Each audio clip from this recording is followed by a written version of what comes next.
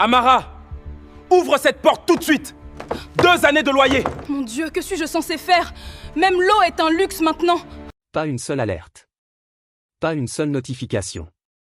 Depuis 3 longues années, Amara vivait au jour le jour, grappillant de quoi manger là où elle pouvait.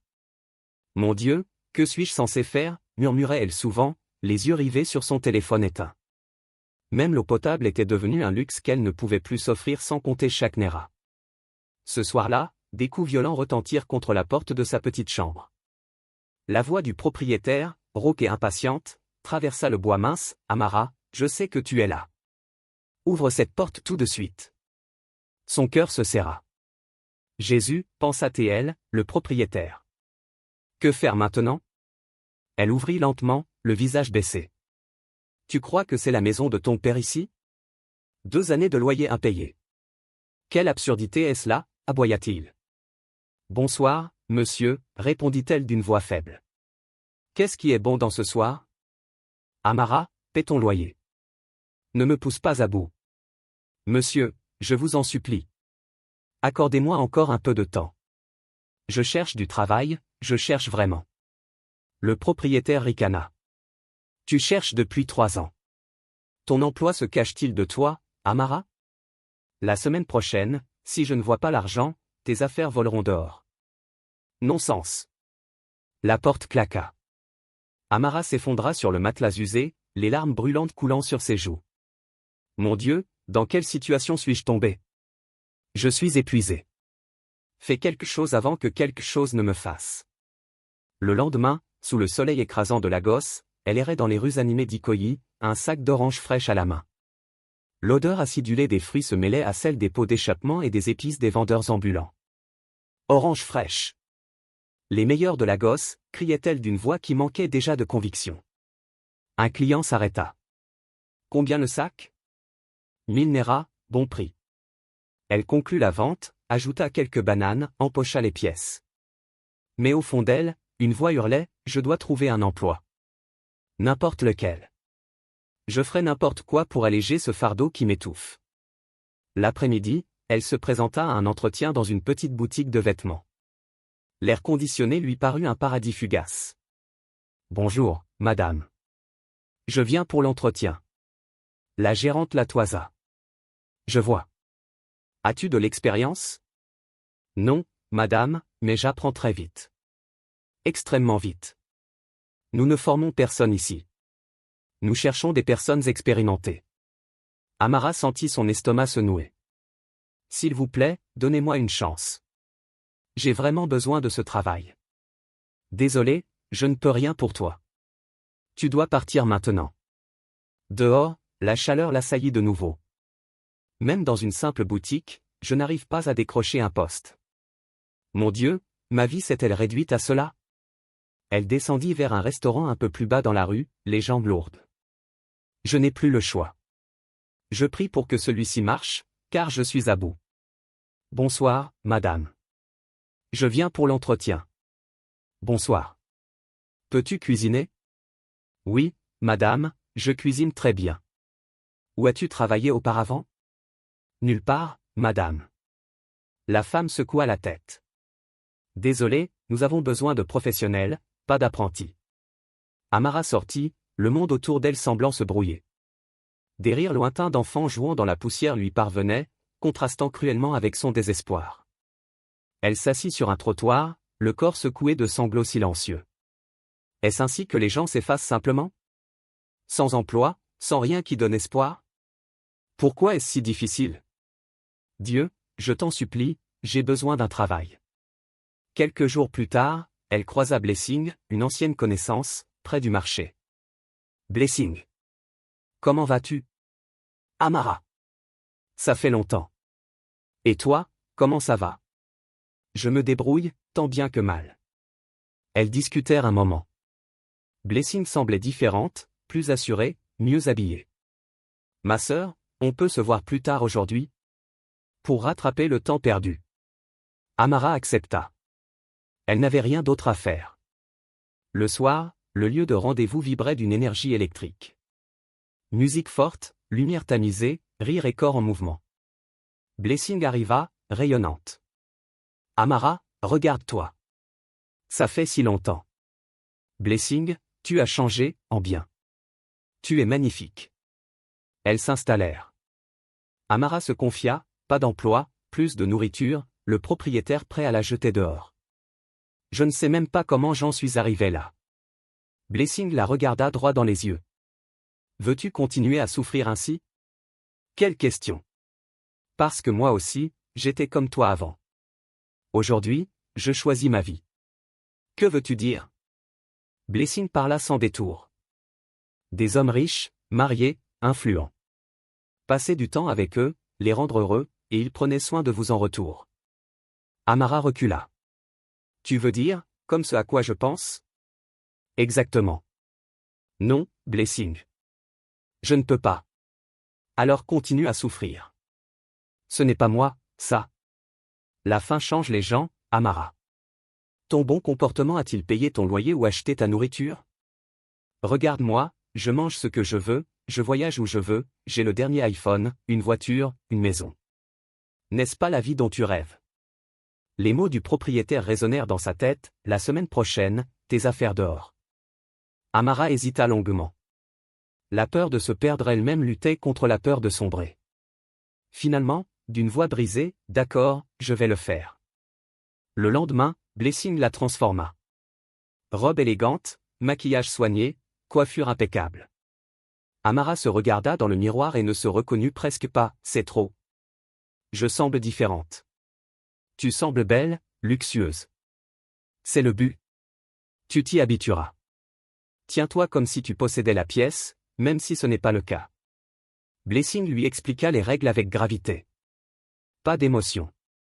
Ce ne sont pas tes petits amis. Et ne jamais paraître désespéré, surtout quand tu le es. Te protéger par tous les moyens nécessaires. Amara écoutait, le cœur battant la chamade. Mon cœur bat trop vite. C'est bien. Ça veut dire que tu es vivante. Le premier client était un homme d'âge mûr, riche et courtois. Amara tremblait intérieurement. Je ne peux pas faire ça. Mais elle l'avait déjà accepté. La soirée passa dans un brouillard de malaise et de gestes mécaniques. À la fin, il lui tendit une enveloppe épaisse. Tu t'en es très bien sorti. De retour chez elle, Amara compta l'argent, les mains tremblantes. C'était plus que son loyer. Mes jours d'humiliation sont terminés. Pour la première fois depuis longtemps, elle dormit sans la peur au ventre. Le lendemain, elle montra l'argent à Blessing. Bienvenue dans la vie douce. Ça ne semble pas réel. C'est très réel, ma sœur. Tu l'as mérité. Tu as travaillé pour ça. Les alertes continuaient d'arriver. Le chiffre lui écrivait souvent. La vie devenait douce, vêtements neufs, restaurants chics, respect des gens qui, autrefois, l'ignoraient. Tu es encore plus belle que sur les photos, lui disait un nouveau client. Elle répondait avec assurance, et toi, tu es exactement comme je l'imaginais. Pourtant, au fond d'elle, une petite voix murmurait parfois. Est-ce vraiment moi? Elle la faisait taire en se rappelant les nuits sans manger, les menaces du propriétaire. Blessing la mettait en garde, ne t'habitue pas trop. Cette vie donne vite et reprend encore plus vite. Sois prudente. Amara acquiesçait, mais l'euphorie du pouvoir d'achat et du regard des autres l'emportait. Elle se sentait respectée pour la première fois. Si tu as l'air cher, les gens te respectent. Si tu as l'air pauvre, ils te méprisent. C'est ainsi que fonctionne le monde. Un soir, le chiffre lui proposa de rencontrer ses amis. Amara, excitée par la perspective de gains plus importants, accepta malgré les avertissements répétés de Blessing, les groupes, c'est différent. Tu perds le contrôle. Tu t'inquiètes trop. Je ne suis plus cette fille effrayée. Rien n'ira mal. La nuit arriva. La villa luxueuse, les rires gras, l'alcool, les mains insistantes. Amara essaya de rester forte, mais l'humiliation grandit. Elle demanda de l'air, on la retint. Les gestes devinrent plus rudes. À la fin, l'enveloppe était plus épaisse que jamais.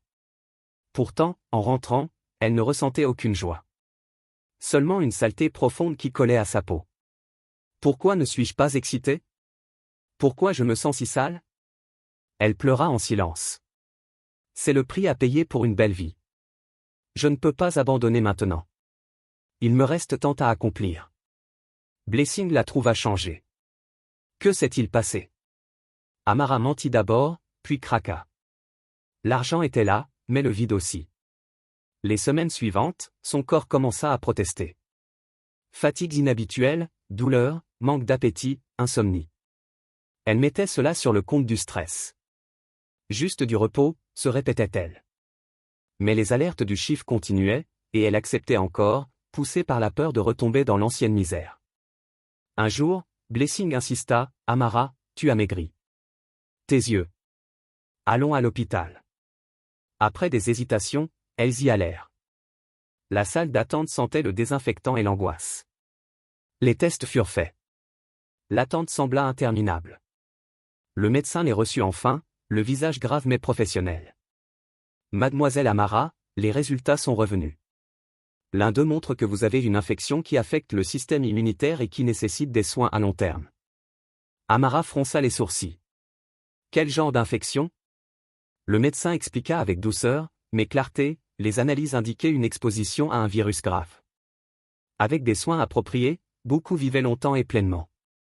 Puis, les mots tombèrent comme un coup près, vous êtes séropositive. Vous avez le VIH. Le monde d'Amara s'effondra. Non. Ce n'est pas possible. Vous vous trompez. Elle éclata en sanglots, le corps secoué. Je vais bien. Ce n'est qu'une petite maladie. Les gens tombent malades tout le temps. Blessing pleurait aussi. Amara se tourna vers elle, la voix brisée par la colère et la douleur, tu savais? C'est toi qui m'as entraîné dans cette vie. Tu m'as dit que c'était facile. Je ne t'ai pas forcé, Amara. Je t'ai montré un chemin, mais les choix, c'étaient les tiens. De retour chez elle, Amara s'enferma. Ce n'est pas la vie que je voulais. Comment en suis-je arrivé là? Je voulais seulement survivre. La honte, la peur du regard des autres, la solitude anticipée la submergeaient. Elle refusait de manger, de sortir. Blessing revint, insistante. Tu ne peux pas te cacher ainsi. Tu n'es pas seul. Il y a des gens qui vivent avec ça, qui se soignent, qui avancent. Elles parlèrent longtemps. Des choix passés, des regrets, de la possibilité d'un futur différent. Amara pleura toutes les larmes de son corps. L'argent que je poursuivais m'a coûté trop cher. Tu ne peux pas changer le passé, mais tu peux décider de ton avenir, te soigner, reconstruire ta vie autrement. Ce n'est pas la fin. Peu à peu, avec le soutien de Blessing, Amara accepta de commencer le traitement. Les antirétroviraux, pris chaque jour avec rigueur. Les rendez-vous médicaux.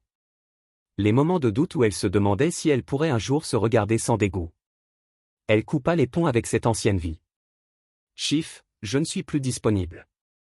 Recommencer à chercher du travail honnête fut dur, refus après refus. Mais elle persévéra, changée. Un jour, une femme au marché lui proposa un petit poste, aider à vendre des produits. Ce n'était pas grand-chose, mais c'était propre. Un nouveau départ. Amara prenait ses médicaments fidèlement. Un pas après l'autre, se répétait-elle. Avec le temps, elle reprit des forces. Son corps répondit au traitement. Elle commença à parler à d'autres jeunes filles, partageant son histoire pour les mettre en garde. La désespoir peut nous pousser vers des choix dangereux, mais aucune somme d'argent facile ne vaut votre santé, votre paix ou votre avenir. Il existe toujours d'autres voies, honnêtes, même si elles sont plus lentes. Blessing et elle se réconcilièrent pleinement. Nous avons toutes les deux fait des erreurs. Mais nous pouvons encore choisir mieux. Aujourd'hui, Amara vit modestement, mais avec dignité. Elle vend au marché, prend soin de sa santé, et aide celles qui, comme elle autrefois, se sentent acculées. Son sourire est revenu, plus doux, plus vrai. Elle sait que la vie n'est pas toujours douce, mais qu'avec courage, traitement et soutien, on peut reconstruire. Cette histoire nous rappelle que la désespoir peut mener à des chemins sombres, mais que la résilience, l'honnêteté et les choix justes, même difficiles, ouvrent la porte à une véritable liberté. Il n'y a pas de raccourci sans prix. Choisissez toujours la voie qui préserve votre essence. Voilà l'histoire d'Amara. Une histoire de survie, de choix difficiles et de résilience. Si cette vidéo t'a touché, si elle t'a fait réfléchir, n'hésite pas à mettre un gros like signe pouce vers le haut pour encourager ce genre de contenu. Abonne-toi à la chaîne et active la cloche pour ne rien manquer des prochaines histoires vraies et inspirantes. Et dis-moi dans les commentaires, De quel pays est-ce que tu regardes cette vidéo? Je lis tous vos messages et j'ai hâte de découvrir vos pays. Merci infiniment d'avoir regardé jusqu'au bout. Prenez soin de vous et rappelez-vous, il y a toujours un autre chemin. On se retrouve très vite pour une nouvelle histoire. Je vous embrasse.